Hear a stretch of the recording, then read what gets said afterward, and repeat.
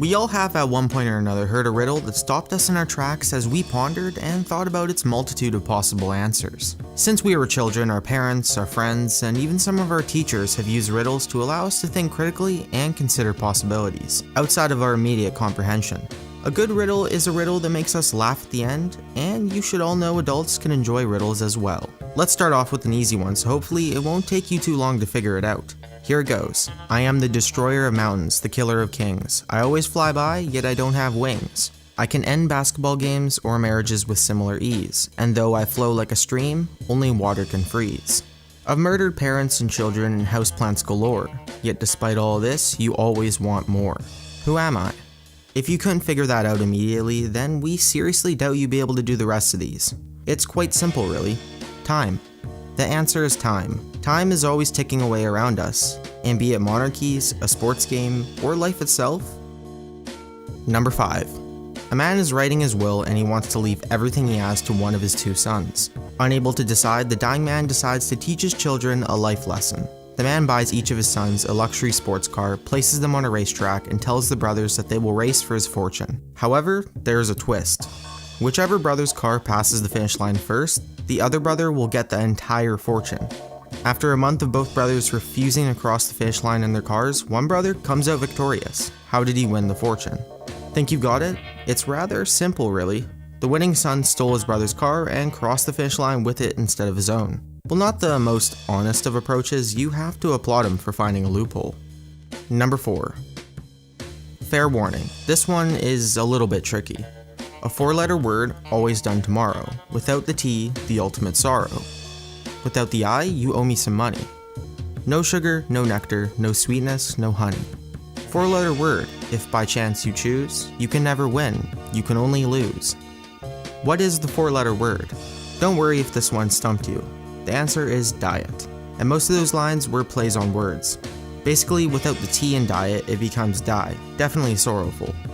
Without the I, you would have debt, a homonym for debt, as in a debt to be owed. The 4th line is fairly obvious, you can't have sweets on a diet.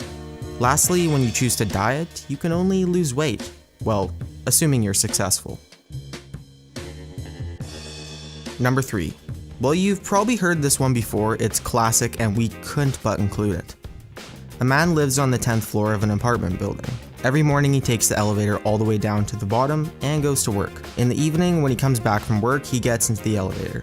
If there's someone else in it, he goes to the 10th floor. On rainy days, he also goes directly to the 10th floor. On all other days, he goes to the 7th. Why? Figured it out yet?